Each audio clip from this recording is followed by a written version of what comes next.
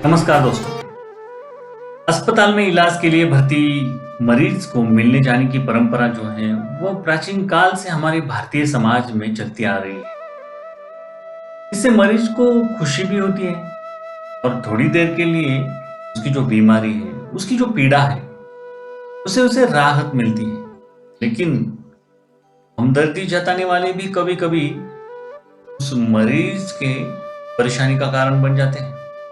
कभी कभी वो जो बीमारी है, उस बीमारी से भी ज्यादा परेशानी इन हमदर्द लोगों से होती है। आज जो हम हास्य व्यंग्यात्मक निबंध पढ़ने जा रहे हैं, जिसका अध्ययन करने जा रहे हैं, इसमें लेखक घनश्याम अग्रवाल जी ने एक ऐसी ही दुर्घटना के माध्यम से निबंध में जहां एक और समाज में विद्यमान परोपकार की भावना पर चित्रण किया गया है तथा प्रकाश डाला गया है, वही दूसरी ओर बड़े ही रोचक ढंग से हमदर्द लोगों की मानसिकता जो है उसका भी चित्रण किया गया है। हमदर्दी भी कभी कभी रोगी के लिए, उस मरीज के लिए किस तरह पीड़ा का कारण बन जाती है, यह इस पाठ के माध्यम से, हास्य व्यंग्यपरक निबंध के माध्यम से हम जानने का प्रयास करेंगे लेखक घनश्याम अग्रवाल जी के साथ। सबसे पहले लेखक घनश्याम अग्रवाल जी का परिचय कर लेते हैं और इसके माध्यम से परिचय के बाद हम आगे पाठ के संदर्भ में जानकारी लेंगे, विश्लेषण पूर्वक जानकारी लेंगे। लेखक घनश्याम अग्रवाल जी जो कि बहुत ही उम्दे लेखक हैं, उनका परिचय यहाँ पर कर रहे हैं हम। रचनाकार घनश्याम अग्रवाल जी का जन्म महाराष्ट्र के अकोला में 1942 में हुआ। घनश्याम अग्रवाल जी की रुचि अध्ययन काल से ही लेखन में ही विकसित हुई है।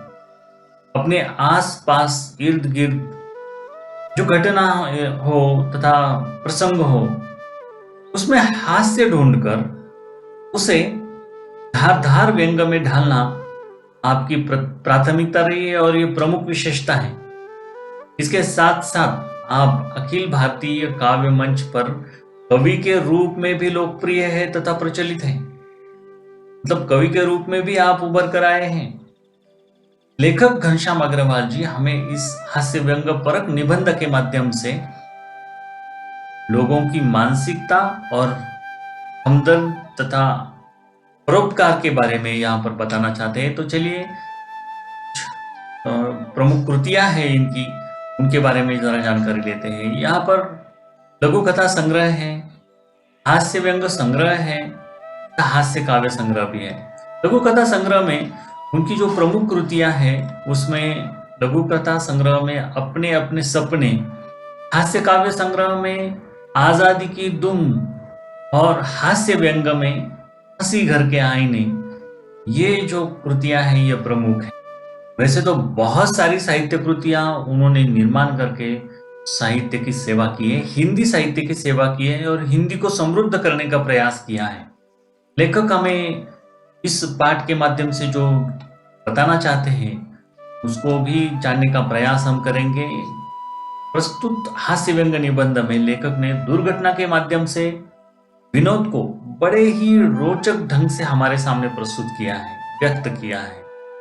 हमदर्दी भी कभी कभी मरीज के लिए पीड़ा का कारण किस प्रकार बन जाती है, अत्यंत सुंदर तरीके से लेखक ने यहाँ पर बताने का प्रयास किया है। तो चलिए प्रत्यक्ष पाठ की ओर जाते हैं और देखते हैं कि किस प्रकार लेखक हमें हंसी के साथ साथ व्यंग पर भी हमारा ध्यान आकर्षित करते हैं। लेखक कहते हैं, मैं पूंजीवादी और समाजवादी अर्थव्यवस्था पर भाषण सुनकर आ रहा था। अब यहाँ पर पूंजीवादी और समाजवादी दो अर्थव्यवस्थाओं के नाम यहाँ पर आए हैं, उल्लेख यहाँ पर किया गया है, जिक्र यहाँ पर किया गया है। वैसे तो हम जानने का प्रयास करेंगे, ये हमारे पाठ्यक्रम का हिस्सा नहीं है, फिर भी पाठ का हिस्सा नहीं है, फिर भी अर्थव्यवस्था के 3 भेद होते हैं, यहाँ पर दिए हैं, पूंजीवादी, समाजवादी और मिश्रित। लेखक इसके बारे में नहीं बताना चाहते, परीक्षा में भी इसके ऊपर कोई सवाल नहीं आएगा, लेकिन हमारी जानकारी के लिए आवश्यक है, इसलिए मैं बता रहा हूं। अर्थव्यवस्था की जो भेद है वह 3 है। पहली जो अर्थव्यवस्था है वह है समाजवादी अर्थव्यवस्था, इस पर सरकार का नियंत्रण होता है, सरकार द्वारा नियंत्रित यह अर्थव्यवस्था होती है। दूसरी जो अर्थव्यवस्था है वह है पूंजीवादी अर्थव्यवस्था, जो ग्राहक के मांग पर आधारित होते हैं। ग्राहक की जो मांग है, ग्राहक जिस चीज की मांग कर रहा है, संपत्ति पर आधारित होती है। तीसरी जो अर्थव्यवस्था है वह है मिश्रित अर्थव्यवस्था। देखिए, ये जो अर्थव्यवस्था है ये समाज और सरकार दोनों द्वारा नियंत्रित होती है, ज्यादातर नियंत्रण सरकार का ही होता है। पहली अर्थव्यवस्था का जो उदाहरण दे सकते हैं हम वह है रशिया, दूसरी अर्थव्यवस्था का उदाहरण जापान, और तीसरी अर्थव्यवस्था जो भारत ने स्वीकार की है मिश्रित अर्थव्यवस्था। ऐसे 3 उदाहरणों के साथ हम देख सकते हैं कि अर्थव्यवस्था के भेद क्या है। इन्हीं अर्थव्यवस्था पर भाषण सुनकर लेखक साइकिल से अपने घर जा रहे थे। जैसे वह घर जा रहे थे तो सामने से एक कार आ रही थी। अब लेखक यहाँ पर भी व्यंग करते हैं। देखिए, जैसे वह कार उन्होंने देखी तो लेखक कहते हैं, भाषण के प्रभाव के कारण मेरी साइकिल को अधिक जोश आया था या कार को अधिक गुस्सा आया था, यह मैं निश्चित रूप से नहीं कह सकता, किंतु मेरी साइकिल और वह कार जब करीब आए तो विरोधियों की भांति एक दूसरे से घृणा की नजरों से देखते हुए आपस में जा टकराए। यहाँ पर घृणा की नजरों से देखना, गुस्से से देखना। लेखक कहते हैं, खामखा मैंने पूंजीवाद और समाजवाद में अपनी टांग अड़ा दी। टांग अड़ाना का अर्थ होता है बाधा डालना। दुर्घटना के बाद आज भी इंसानियत कायम है, ये दिखाने के लिए बहुत सारे लोग मेरी तरफ दौड़े, और बाद में जब मेरी आंख खुली तो मैंने अपने आप को एक बिस्तर पर पाया। मेरे इर्द गिर्द बहुत सारे चिर परिचित चेहरे थे। जैसे मैंने आंख खोली उनके चेहरे पर उत्सुकता की लहर दौड़ गई। उत्सुकता की लहर दौड़ना मतलब अति उत्सुक होना, जानने के लिए उत्सुक होना, जिज्ञासा होना। और मेरी आंख खुलने के बाद उनको देखकर मैंने उनसे पूछा, मैं कहाँ हूं? तो उसमें से एक आदमी इतनी तेज गति से जवाब देता है कि आप सार्वजनिक अस्पताल के प्राइवेट वार्ड में हैं, आपका एक्सीडेंट हो गया था, सिर्फ एक पैर फ्रैक्चर हो गया है, अब घबराने की कोई जरूरत नहीं है। वह आदमी इतनी तेज गति से जवाब दे रहा था जैसे मेरे होश आने तक वह यहीं पर रुका रहा होगा। अब मैं मेरी एक टांग की ओर देखता हूं, वो तो सही सलामत थी। अब दूसरी टांग को देखता हूं तो वह दूसरी टांग रेत की थैली के सहारे एक स्टैंड पर लटक रही थी, और उस टांग को देखकर मेरे दिमाग में एक नए मुहावरे का जन्म हुआ। टांग का टूटना यानी सार्वजनिक अस्पताल में भर्ती होना या कुछ दिन रहना। सार्वजनिक अस्पताल का नाम सुनते ही मैं कांप उठा। वैसे ही अस्पताल एक बहुत ही खतरनाक शब्द है, और उसके साथ अगर सार्वजनिक शब्द चिपका हो तो समझो आत्मा का परमात्मा से मिलन हो गया। अब मुझे यूं लगा कि मेरी टांग का टूटना एक घटना मात्र है और सार्वजनिक अस्पताल में भर्ती होना दुर्घटना। लेखक कहते हैं कि टांग से ज्यादा फिक्र मुझे तो उन लोगों की होने लगी जो हमदर्दी जताने के लिए मुझसे मिलने आएंगे। मिलने जुलने वाले भी इतनी अधिक संख्या में आते हैं कि मरीज का आराम हराम हो जाता है, जिसकी मरीज को खास जरूरत होती है। जनरल वार्ड का तो एक नियम होता है कि आप मरीज को एक निश्चित समय पर आकर तकलीफ दे सकते हैं, लेकिन प्राइवेट वार्ड तो खुला निमंत्रण है। हे मेरे मित्रों, परिचितों, रिश्तेदारों, आओ, जब जी चाहे आओ, समय का कोई बंधन नहीं। जितने आपको बदले लेने हैं बदले ले लो, बदले का बदला और हमदर्दी की हमदर्दी। मिलने वालों का ख्याल आने के बाद मुझे ऐसा लगा कि मेरी दूसरी टांग भी टूट गई। यहाँ पर लेखक हमारा ध्यान सार्वजनिक अस्पतालों में मरीजों को होने वाली तकलीफों की तरफ आकर्षित करना चाहते हैं तथा लाना चाहते हैं। देश की आधी से अधिक गरीब जनता सार्वजनिक अस्पतालों पर ही निर्भर है। गरीबों को वहां इलाज की जगह तकलीफ ही ज्यादा मिलती है और अधिक से अधिक डॉक्टरों का तो वहां पर पता ही नहीं होता। मतलब समय पर डॉक्टर वहां पर उपस्थिति नहीं होते, मिलते ही नहीं, और यदि डॉक्टर मिल भी जाए तो दवाइयां नहीं होती। महंगे दामों में बाहर से दवाइयां खरीदने के लिए बाध्य होना पड़ता है। इसके अलावा डॉक्टरों के साथ साथ अस्पतालों के जो अन्य कर्मचारी है, उनका व्यवहार भी मरीजों के प्रति बहुत ही घिनौना होता है। ऐसे में इन अस्पतालों में मरीज का ठीक तरह से इलाज नहीं हो पाता, इसलिए मरीज वहां जाने के लिए कतराते हैं। मुझसे मिलने तो वे लोग सबसे पहले आएंगे जिनकी टांग या कुछ टूटने पर मैं उनसे मिलने गया था। मानो वे इसी दिन का इंतजार कर रहे हो कि कब मेरी टांग टूटे और वे कब अपना एहसान चुकाएं। और इनकी हमदर्दी में एक बात तो खास छिपी रहती है, देख बेटा, वक्त सब पर आता है। इसके बाद लेखक हमारा ध्यान मरीज से मिलने जाते समय हमें कौन कौन सी सावधानियां बरतनी चाहिए, इस विषय की ओर ले जाना चाहते हैं। प्रायः सभी को मरीज से मिलने के लिए अस्पताल में कभी न कभी जाना ही पड़ता है। मरीज से मिलने जाते समय कुछ सावधानियां बरतना अत्यंत आवश्यक है। जब हम उसे मिलने जाते हैं तो हमें इस बात का पूरा ध्यान रखना चाहिए कि हमारी वजह से उसे कोई भी कष्ट न पहुंचे। बच्चे चुलबुले होते हैं, इसलिए मरीज के पास जाते समय बच्चों को नहीं लेकर जाना चाहिए। बीमारी में मरीज को दवा और पथ्य के साथ साथ अच्छी नींद और शांति भी आवश्यक होती है। अतः मरीज के पास ज्यादातर देर तक बैठना, जोर जोर से बातें करना, उसकी बीमारी के बारे में नकारात्मक बातें करना तो उचित नहीं होता। जहां तक हो सके हमें मरीज का उत्साह बढ़ाना चाहिए। डॉक्टर मरीज की बीमारी के अनुसार उसे दवाइयां देते हैं। दवाइयों के बारे में नकारात्मक सोच नहीं रखनी चाहिए। और सबसे महत्वपूर्ण बात, देसी जो नुस्खे हैं वह बताकर मरीज को डॉक्टर की जो दवाइयां हैं उसके बारे में भड़काना तथा उससे दूर हटाना उसका ध्यान, यह भी अच्छी बात नहीं। इससे भ्रम पैदा होता है और मरीज ज्यादा देर तक नाराज रहता है और उसी नाराजगी के कारण उसकी बीमारी में सुधार नहीं आता। इस प्रकार अस्पताल जाते समय हमें ये सारी सावधानियां बरतनी चाहिए ताकि मरीज को कष्ट न हो और वह जो बीमार है उसकी जो बीमारी है वह जल्द से जल्द दूर हो, इसलिए हमें प्रयास करना चाहिए। यही लेखक का मानना है। लेखक हमें यही बताना चाहते हैं, या आगे जो पाठ का हिस्सा है उसमें ये सारी बातें लेखक हमें बताना चाहते हैं। एक तो दर्द के मारे ऐसे ही मरीज को नींद नहीं आती और आ भी जाए तो मिलने वाली जगह देते हैं। खासकर वे लोग जो औपचारिकता निभाने के लिए आए होते हैं, इन्हें मरीज से कोई हमदर्दी नहीं होती, ये तो सिर्फ सूरत दिखाने आते हैं। ऐसे में मैंने निश्चय कर लिया कि आज कोई भी आ जाए आंख नहीं खोलूंगा, चुपचाप पड़ा रहूंगा। ऐसे में ऑफिस के बड़े बाबू आ गए। उन्होंने मुझे सोया देखकर सोचने लगे, यदि मैंने उन्हें जगाया नहीं, देखा नहीं, तो उन्हें पता कैसे चलेगा मैं मिलने आया था। और यह सोचकर वे मुझे धीरे धीरे हिलाने लगे तथा उन्होंने मुझे धीरे धीरे हिलाना शुरू कर दिया।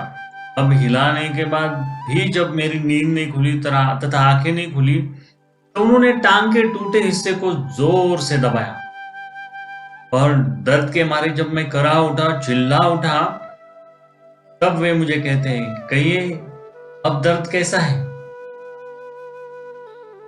ऐसी ही कुछ मजेदार बातें लेखक अपने इस निबंध के माध्यम से हमारे सामने रखना चाहते हैं। लेखक कहते हैं कि मोहल्ले वाले तो अपनी फुर्सत से आते हैं। उस दिन सोनाबाई अपने 4 बच्चों के साथ जब आई तो मुझे लगा कि आज कोई ना कोई दुर्घटना तो जरूर होगी। और आते ही उन्होंने बच्चों से कहा, ये देखो चाचा जी। उनका अंदाज कुछ ऐसा था जैसे चिड़ियाघर में किसी बंदर को दिखाया जाता है। बच्चे खेलने लगे, एक कुर्सी पर चढ़ा तो एक दूसरा मेज पर। सोनाबाई की छोटी लड़की दवा की शीशी लेकर कथकली डांस करने लगी। रप रप की आवाज ने मेरा ध्यान बटा दिया और क्या देखता हूं, सोनाबाई का एक लड़का मेरी टांग के साथ लटक रही रेती की थैली के साथ बॉक्सिंग की प्रैक्टिस कर रहा है। मैं उसे मना करता इससे पहले सोनाबाई की लड़की ने दवा की शीशी पटक दी। सोनाबाई ने एक पल लड़की को घूरा और फिर हंसकर बोली, भैया पेड़े खिलाओ, दवा गिरना शुभ होता है। दवा गई, समझो बीमारी गई। इसके 2 घंटे बाद सोनाबाई चली गई, यह कहकर कि फिर आऊंगी। मैं भीतर तक कांप गया। लेखक घबरा गए। कांपना मतलब घबरा जाना। कुछ लोग तो औपचारिकता निभाने की हद कर देते हैं, खासकर वे रिश्तेदार जो दूसरे गांव से आते हैं। एक दिन मेरे कमरे के सामने एक टैक्सी आकर रुकी। उसमें से एक आदमी निकला और आकर सीधे मेरे छाती पर औंधा पड़ रोने लगा। हाय तुम्हें क्या हो गया, कार वालों का सत्यानाश हो। मैंने दिल में ही कहा कि मुझे जो हो गया सो हो गया, और तू क्यों रो रहा है, तुझे क्या हुआ है। तो थोड़ी देर ऐसे ही मेरी छाती में मुंह गड़ाए रोता रहा। फिर रोना कम हुआ। उसने मेरी छाती से गर्दन हटाई और जब मुझसे आंख मिलाई तो एकदम चुप हो गया। फिर धीरे से हंसते हुए बोला, माफ करना, मैं गलत कमरे में आ गया था। आजकल लोग ठीक बताते भी नहीं है।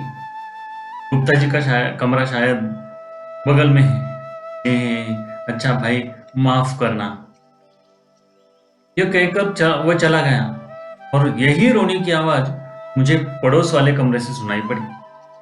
लेकिन उस आदमी से ज्यादा अधिक गुस्सा मुझे मेरी पत्नी पर आया, क्योंकि उसे इस प्रकार रोते देखकर उसने मेरा करीबी रिश्तेदार या मित्र समझकर टैक्सी वाले के पैसे भी दे दिए थे।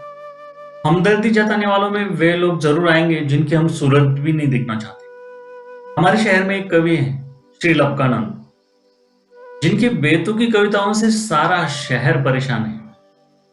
अक्सर मैं उन्हें दूर से देखते ही भाग खड़ा होता हूँ।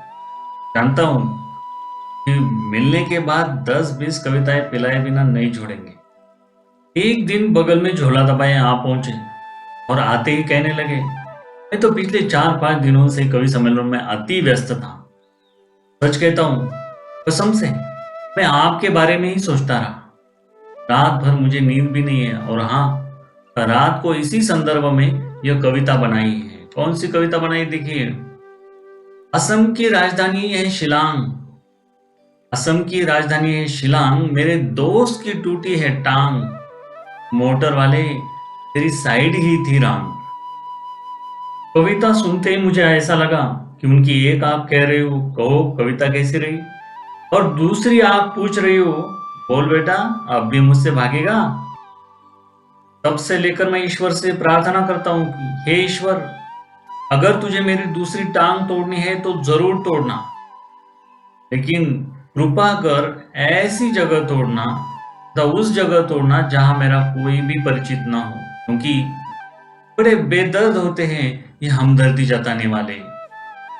यहां पर तो पाठ समाप्त होता है, लेकिन लेखक हमें संदेश देना चाहते हैं कि हमें किसी मरीज से मिलने अगर अस्पताल जाना है तो सावधानियां बरतनी चाहिए।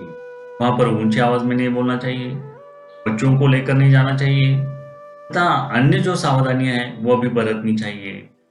और अभी तक इस पार्ट में जो हमने पढ़ाई की का पुनरावर्तन करते हैं। अग्रवाल जी का एक्सीडेंट होता है, उसके बाद लोग उन्हें अस्पताल पहुंचाते हैं। अस्पताल में जाने के बाद सार्वजनिक अस्पताल के बारे में उनके जो विचार है वो अस्पताल की अवस्था देखकर उन्हें पता चलता है। और अंत में वे रिश्तेदार और मरीज उनके बारे में उनके जो विचार है वो प्रकट करते हैं। उन्हें देख पुनरावर्तन के बाद हम स्वाध्याय पर चर्चा करेंगे। स्वाध्याय में दी गई जो कृतियां हैं वो सुलझाने का प्रयास करेंगे। और यहाँ पर परीक्षा में भी हमें इन कृतियों का ज़्यादा से ज़्यादा फायदा होगा। यह रियाज करने के बाद कृतियाँ आसान जाएगी। इससे पहले हमने जो पाठ पढ़ा उसमें जो कठिन शब्द थे, पर्यायवाची शब्द थे, जिनका अर्थ हमने इससे पहले जानने का प्रयास किया है, वह आपके सामने यहाँ पर रखे हैं।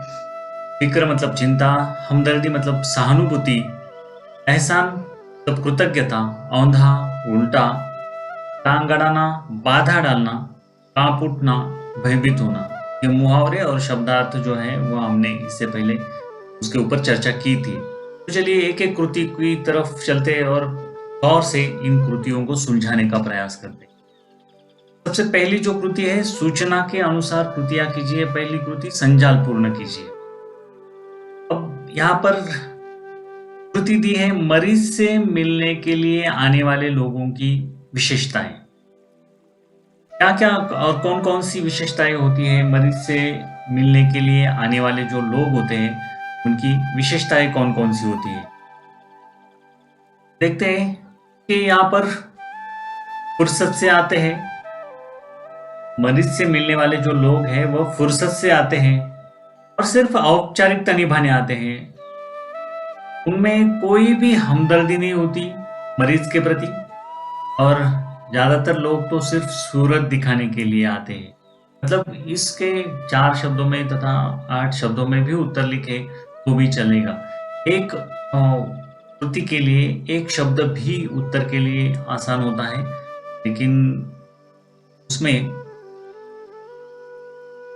उसमें अर्थ भी प्रकट होना चाहिए। मतलब अर्थ सहित वो शब्द लिखने हैं और जो भी परिच्छेद दिया गया है उसी में से उसी अर्थ के शब्द आने चाहिए। यह भी ध्यान में रखना है हमें। क्योंकि प्राइवेट अस्पताल में और सार्वजनिक अस्पताल में जो अंतर है वह स्पष्ट करना है।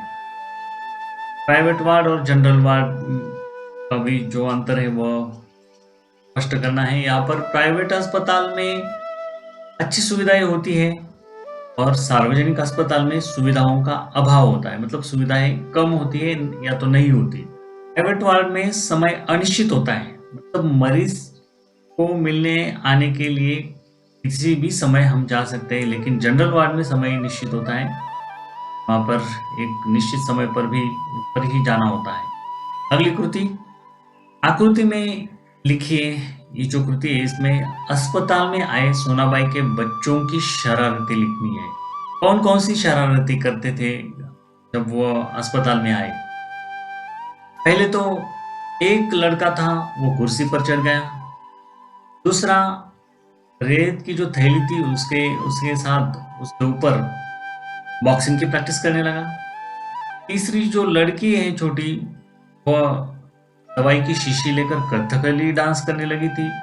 और चौथा लड़का मेज पर चढ़ गया था। मतलब एक मेज पर चढ़ा, दूसरा कुर्सी पर चढ़ा, तीसरा थैली के साथ खेला और चौथी कथकली करने लगी। ऐसे उत्तर हम लिख सकते हैं सोनाबाई के बच्चों की जो शरारतें उनके अंदर। अगली कृति कारण लिखना है। लेखक को अधिक गुस्सा अपनी पत्नी पर आया, क्यों। देखिए इसे हम पहले हमने पढ़ा है। लेखक को अधिक गुस्सा अपनी पत्नी पर आया क्योंकि पत्नी ने उस आदमी को लेखक का रिश्तेदार या करीबी मित्र समझकर टैक्सी वाले के पैसे भी दे दिए थे। दूसरा प्रश्न या कारण के लिए दिया है, दूसरी कृति कारण के लिए दी है। लेखक कहते हैं कि मेरी दूसरी टांग उस जगह तोड़ना जहां कोई परिचित न हो। यहाँ पर ईश्वर से प्रार्थना कर रहे हैं। तो लेखक कहते हैं मेरी दूसरी टांग उस जगह तोड़ना जहां कोई परिचित न हो, क्योंकि बड़े बेदर्द होते हैं हमदर्दी जताने वाले। ये आखिरकार ये जो वाक्य ये हमने पढ़ा था। अगली कृति देखते हैं। शब्द समूह के लिए एक शब्द लिखना है। वह स्थान जहां अनेक प्रकार के पशु पक्षी रखे जाते हैं, उस स्थान को हम चिड़ियाघर कहते हैं। दूसरी कृति, जहां मुफ्त में भोजन मिलता है। जहां मुफ्त में भोजन मिलता है वह स्थान होता है लंगर या भंडारा भी कहते हैं उसे। अगली कृति की तरफ चलते हैं। शब्द बनाने हैं, उपसर्ग युक्त शब्द बनाने हैं, प्रत्यय युक्त भी शब्द बनाने हैं। देखिए पहला शब्द दिया है दर्द। यहां पर उपसर्ग, उपसर्ग मतलब जो मूल शब्द है उससे पहले जो अक्षर लगता है उसे उपसर्ग कहते हैं। बेदर्द, पे ये उपसर्ग है और हमें अब प्रत्यय लगाना है। प्रत्यय है दर्द नाक, नाक यह प्रत्यय है, मतलब दर्दनाक ये प्रत्यय लगाकर शब्द तैयार हुआ और उपसर्ग लगाकर शब्द तैयार हुआ है बेदर्द। अब दूसरा शब्द दिया गया है निश्चित। इसमें भी प्रत्यय युक्त और उपसर्ग युक्त शब्द बनाने हैं हमें। सबसे पहले उपसर्ग युक्त शब्द, निश्चित को अ उपसर्ग लगने से अनिश्चित शब्द तैयार होगा। मतलब उपसर्ग है अ, जिससे बनता है अनिश्चित। प्रत्यय युक्त शब्द बनाना है। निश्चित को ता प्रत्यय लगने से निश्चितता यह शब्द बनता है। मतलब ता यह प्रत्यय हुआ और निश्चित यह मूल शब्द है निश्चितता। इस प्रकार हम उपसर्ग युक्त और प्रत्यय युक्त शब्द बना सकते हैं। अगली कृति की तरफ चलते हैं। मरीज से मिलने जाते समय कौन कौन सी सावधानियां बरतनी चाहिए? बहुत अच्छा सवाल है। इससे पहले भी हमने इस कृति पर, इस सवाल पर ज्यादातर चर्चा की है। लेखक का मूल उद्देश्य यही है, पाठ को समझाने का, हमारे सामने यह निबंध रखने का मूल उद्देश्य यही है कि जब हम अस्पताल में मरीज से मिलने जाते हैं तो हमें बहुत सारी सावधानियां बरतनी चाहिए। तो हम हर एक आदमी कभी ना कभी अस्पताल में जाने का समय तो आता ही है, मरीज से मिलने के लिए या खुद अस्पताल में हो तो ऐसे समय में जब हम मरीज से मिलने जा रहे हैं तो हमें बाल बच्चों को लेकर नहीं जाना चाहिए, क्योंकि ये तो बड़े चुलबुले होते हैं। बीमारी में दवा और पत्ते के साथ मरीज को आराम और अच्छी नींद भी आवश्यक होती है, इसलिए के पास ज्यादा देर तक नहीं बैठना चाहिए। जोर जोर से नहीं बोलना चाहिए। मरीज की बीमारी के बारे में नकारात्मक बातें करना यह भी उचित नहीं है। जहां तक हो सके मरीज का हमें उत्साह बढ़ाना चाहिए और अस्पताल में देसी नुस्खे नहीं बताने चाहिए, उसकी चर्चा नहीं करनी चाहिए, जिससे रोगी के मन में दवाइयों के प्रति भ्रम पैदा हो। ऐसी कोई भी बात नहीं करनी। बहुत सारे विचार हैं, जो सावधानियां हैं जो मरीज से मिलने जाते समय हम बरत सकते हैं। अगली कृति की तरफ चलते हैं। यहाँ पर भाषा बिंदु में संज्ञा शब्दों को रेखांकित करके उनके भेद लिखने हैं। यह कृति आपके लिए मैं छोड़ता हूं। आगे पाठ में प्रयुक्त किन्हीं 5 संज्ञाओं को ढूंढकर उनका वाक्यों में प्रयोग लिखना है। आपको अपनी कॉपी में घर पर जो की है उसमें लिखना है। निम्नलिखित वाक्यों के रिक्त स्थानों में उचित सर्वनामों का प्रयोग करना है। वाक्य पढ़कर कौन सा सर्वनाम वहां पर इस्तेमाल हो सकता है यह भी आप अपनी कॉपी में लिख सकते हैं। तो चलिए, यहाँ तक हमने पाठ का अध्ययन किया, विश्लेषण पूर्वक जानने का प्रयास किया, लेखक का उद्देश्य भी समझने का प्रयास किया। जो भी सावधानियां बरतनी है हमें ही बरतनी है, ध्यान रखना है, ख्याल रखना है। यहाँ तक रुकते हैं। बहुत बहुत धन्यवाद आपका।